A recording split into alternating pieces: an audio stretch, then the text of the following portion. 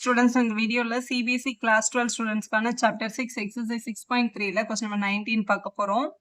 Show that of all the rectangles inscribed in a given fixed circle the square has a maximum area அப்படின்னு prove பண்ண சொல்லியிருக்காங்க. இப்போ ஒரு ஸ்கொயருக்குள்ள இப்போ rectangle வந்து நம்ம நிறைய டைப்ல வைக்க முடியும் இந்த மாதிரி. ஸோ இந்த மாதிரி ரெக்டாங்கிள்ஸ்ல இந்த ஸ்கொயர் வரும்போது தான் இதுக்குள்ள மேக்ஸிமம் ஏரியா கவர் ஆகும் அப்படின்றத நம்மள ப்ரூவ் பண்ண சொல்லியிருக்காங்க கொஸ்டின்ல. இங்க பாருங்க, நம்ம வந்து ஒரு சர்க்கிள்குள்ள ஒரு ரெக்டாங்கிள் எடுத்திருக்கோம். ரெக்டாங்கிளோட லென்த்தை வந்து எக்ஸ்னும் பிரெத்தை வந்து ஒய்னும் எடுத்துக்கலாம். ரெக்டாங்கிளோட பேர் வந்து ஏபிசிடி. நம்ம என்ன வேணாலும் எடுத்துக்கலாம், உங்க இஷ்டம் தான். X and Y be the length and breadth of the rectangle எடுத்திருக்கோம். And R be the radius of the circle. சர்க்கிளோட சென்டர் இங்க இருக்கு. ஸோ இது வந்து ஓன்னு வச்சுக்கோங்களேன். இது ஒரு ஆர், இது ஒரு ஆர் தான். ஏன்னா ஓஏவும் ரேடியஸ் தான், ஓசியும் ரேடியஸ் தான். எப்பவுமே ரெக்டாங்கிள் அப்படின்றது வந்து எல்லா ஆங்கிளும் 90 டிகிரி இருக்கும் இல்லையா? அப்ப ஏபிசின்றது ஒரு right angle triangle. Triangle ABC. ஏபிசின்ற ட்ரையாங்கிள்ல இது ரைட் ஆங்கிள் ட்ரையாங்கிளா இருக்கிறதுனால நம்ம வந்து பித்தாகரஸ் படி என்னன்னு சொல்லிடலாம். Hypotenuse squares equal to side square plus side ஸ்கொயர்னு சொல்லலாம். அப்போ AB square plus BC square அப்படின்னு எழுதிக்கலாம். ஏசின்றது என்னது? ஏல இருந்து சி வரைக்கும் 2 டைம்ஸ் ரேடியஸ் இருக்கு. அப்போ 2 ஆர் த ஹோல் ஸ்கொயர், அதாவது டயமீட்டர் இல்லைன்னா 2 டைம்ஸ் ரேடியஸ்ன்னு சொல்லிக்கலாம். ஏபின்றது லென்த் எக்ஸ்ன்னு எடுத்திருக்கோம். பிரெத்ன்றது வந்து ஒய்ன்னு எடுத்திருக்கோம். அப்போ எக்ஸ் ஸ்கொயர் பிளஸ் ஒய் ஸ்கொயர்னு கிடைக்குது. இது வந்து 2 ஸ்கொயர் பண்ணா 4r ஸ்கொயர்னு வருவீங்க. So 4r square equal to x square plus y square. நமக்கு இதுல இருந்து ஒய்யோட வேல்யூ வேணும்னா இந்த பிளஸ் எக்ஸ் அந்த பக்கம் கொண்டு போய் minus x square equal to y square அப்படின்னு எழுதிக்க முடியும். எதுக்காக அப்படி எழுதுறோம்னா, நான் 2 வேரியபிள் வச்சு நம்ம டிஃபரன்ஷியேஷன் கொண்டு போகும்போது இப்போ ஒய்ன்ற டேர்ம் கூட வந்துச்சுன்னா டிஃபரன்ஷியேட் பண்ணும்போது டிஒய் பை டிஎக்ஸ்ன்னு கூட வந்துட்டே இருக்கும் இல்லையா? அதை அவாய்ட் பண்றதுக்காக ஒய்யை வந்து இன் டேர்ம்ஸ் ஆஃப் எக்ஸ்ல நம்ம எழுதிக்கிறோம். இந்த ஸ்கொயர் அங்கே போனா என்ன ஆயிடும்? ரூட் ஆயிடும். இப்போ root of 4r squared minus x square. இதான் ஒய்யோட வேல்யூ. இதான் பிரெத் ஆஃப் த ரெக்டாங்கிள் எடுத்துக்க போறோம். இப்போ கொஸ்டின்ல என்ன மேக்ஸிமம் வருது கேட்டிருக்காங்கன்னா, ஏரியா எப்போ மேக்ஸிமம் இருக்கும்ன்றதான் உங்களோட கேள்வியில கேட்டிருக்காங்க. ஸோ ஏரியா ஆஃப் த ரெக்டாங்கிளோட ஃபார்முலா வந்து length into breadth, basic formula.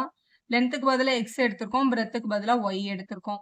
அப்போ எக்ஸ் மல்டிபிள் பை ஒய்க்கு பதிலாக root of 4r squared minus x square அப்படின்னு எழுதிக்கலாம். ஸோ இதுதான் ஏரியாவோட வேல்யூ. இப்போ இந்த ஏரியாவை அப்படியே வச்சு நம்ம டிஃபரன்ஷியேட் பண்ணும்போது ரூட் டேர்ம் இருக்கிறதுனால சம் கொஞ்சம் பெருசா வரும். அதனால இந்த ரூட்டை வந்து வேனிஷ் பண்ணிட்டு டிஃபரன்ஷியேஷன் போனா சம்மை நம்ம என்ன பண்ணிடலாம்? ஈஸியா கம்ப்ளீட் பண்ணிடலாம்.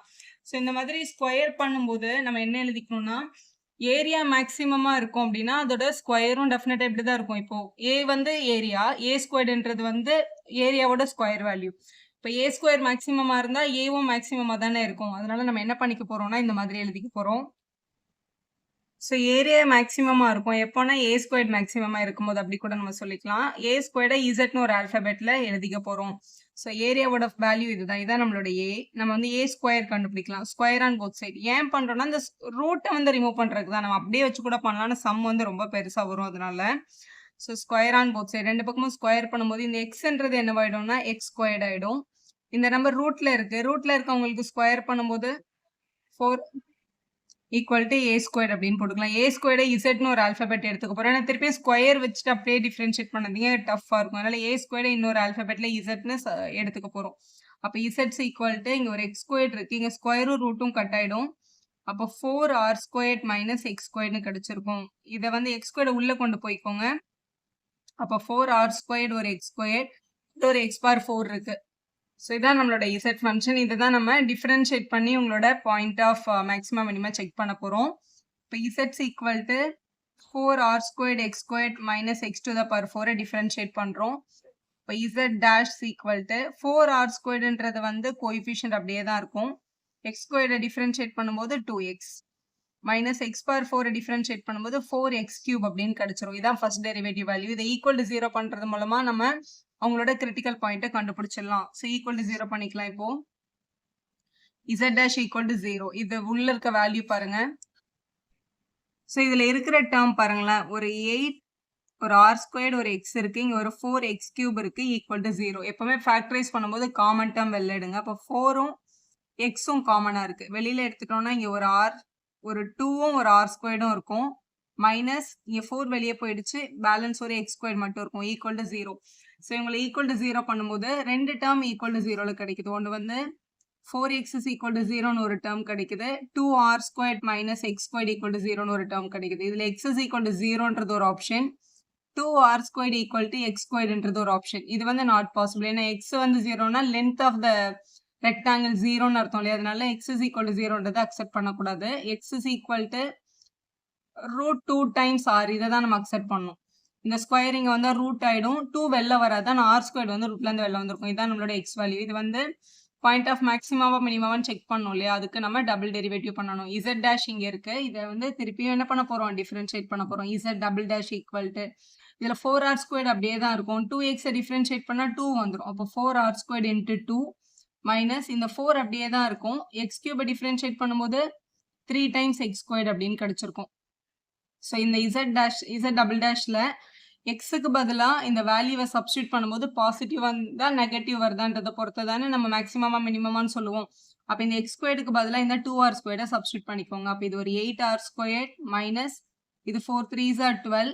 இந்த எக்ஸ் ஸ்கொயருக்கு பதிலாக 2r ஸ்கொயர்னு சப்ஸ்டியூட் பண்ணிடலாம். ஸோ இங்கே value 8r square minus 24r square அப்படின்னு வந்திருக்கு. 8ல் மைனஸ் 24 பண்ணால் மைனஸ், ஸோ 8 மைனஸ் 24 பண்ணும்போது மைனஸ் 16r ஸ்கொயர்னு வருது. எப்படி பார்த்தாலும் இது ஒரு நெகட்டிவ் தான். லெஸ் தென் 0ன்னு வந்துருச்சு. அப்போ நம்ம கண்டுபிடிச்ச எக்ஸ் இஸ் ஈக்குவல் டு இந்த கிரிட்டிக்கல் பாயிண்ட் தான் வந்து it's a point of maxima. அப்போ when X is equal to √2r இருக்கும்போது தான் இந்த ரெக்டாங்கிள் வந்து மேக்ஸிமம் ஏரியாவை கவர் பண்ணுறதா அர்த்தம். ஸோ நம்ம எழுதிக்கலாம். So X is equal to √2r இருக்கும்போது it will hold maximum area. அப்போ எக்ஸ் வந்து √2r இருந்தால் ஒய் என்னன்றதை ஃபைன் பண்ணணும் இல்லையா? So X is equal to √2r தான் பாயிண்ட் ஆஃப் மேக்ஸிமம். அப்போ நம்ம என்ன சொல்லலாம்னா area is maximum when X is equal to √2r அப்படின்னு நம்ம சொல்லிடலாம். சரி, இப்போ இது வந்து ஒரு ஸ்கொயரா இருக்கும்போது தானே மேக்ஸிமம் நம்மளை செக் பண்ண சொன்னாங்க. அப்போ லென்த்து பிரெத் ரெண்டத்தையும் கண்டுபிடிச்சு அது ரெண்டும் ஈக்குவலா இருந்தால் தான், லென்த்தும் பிரெத்தும் ஈக்குவலா இருந்தால் தான் நம்ம ஸ்கொயர்னு சொல்ல முடியும். ஸோ லென்த்தை கண்டுபிடிச்சாச்சு, பிரெத்தை கண்டுபிடிக்கணும்ல, ஒய்யை கண்டுபிடிக்கணும்ல. ஒய் நம்ம இங்கே ஆல்ரெடி என்னென்னு எடுத்திருக்கோம்? √4r ஸ்கொயர்ட் மைனஸ் எக்ஸ் ஸ்கொயர்னு எடுத்திருக்கோம். ஸோ எக்ஸுக்கு பதிலாக √2rன்னு சப்ஸ்டியூட் பண்ணல, இல்லை எக்ஸ் ஸ்கொயருக்கு பதிலாக இந்த 2r ஸ்கொயர்னு போட்டுக்கோங்க, அது கொஞ்சம் ஈஸியாக இருக்கும். ஸோ எக்ஸ் ஸ்கொயர் எங்கேயாவது வந்தால் 2r ஸ்கொயர்னு போட்டுடலாம். அப்போ இந்த எக்ஸ் ஸ்கொயருக்கு பதிலாக 2r ஸ்கொயர்னு சப்ஸ்டியூட் பண்ண போகிறோம். 4r squared minus 2r square ரெண்டுமே லைக் டேர்ம்ஸாக இருக்கிறதுனால சப்ட்ராக்ட் ஆகிடும். 2r ஸ்கொயர்னு வந்துடும். 2 வெளில எடுக்க முடியாது, ஆனால் r ஸ்கொயர்டை வெளில எடுக்கும்போது ஒரு r வந்து வெளியில் வந்துடும். So y is equal to √2r. இதே வேல்யூ தான் எக்ஸுக்கும் வந்திருக்கு பாருங்க. அப்போ எக்ஸோட வேல்யூ ஒய்யோட வேல்யூ ரெண்டுமே வந்து √2 டைம்ஸ் r அப்படின்னு கிடைச்சிருக்கு. அப்போ லென்த்தும் பிரெத்தும் ஈக்குவலாக இருக்கும்போது தான் என்னோட ஏரியா வந்து எப்படி இருந்திருக்கு? மேக்ஸிமமாக இருந்திருக்கு. லென்த்தும் பிரெத்தும் ஈக்குவலாக இருந்ததுனால இங்கே நடுவில் வந்து சப்ஸ்கிரைப் ஆகிருக்குல்ல இந்த ரெக்டாங்கிள் வந்து it must be a square அப்படின்னு நம்ம எழுதிடலாம். இந்த மாதிரி இப்படி எடுத்து எழுதிருங்க. Hence area is maximum when x is equal to y. லென்த்தும் பிரெத்தும் ஈக்குவலா இருக்கிறதுனால இந்த ரெக்டாங்கிள் இஸ் ஸ்கொயர் அப்படின்னு எழுதிடலாம். இதுக்கு முன்னாடி இருக்க எல்லா கொஸ்டின்ஸும் எல்லா எக்ஸசைஸோட ஆன்சர்ஸும் நம்ம சேனல்ல இருக்கு. தேவைப்படுற ஸ்டூடெண்ட் பார்த்துக்கோங்க. உங்க ஃப்ரெண்ட்ஸ்க்கும் ஷேர் பண்ணுங்க. Subscriber channel for more videos.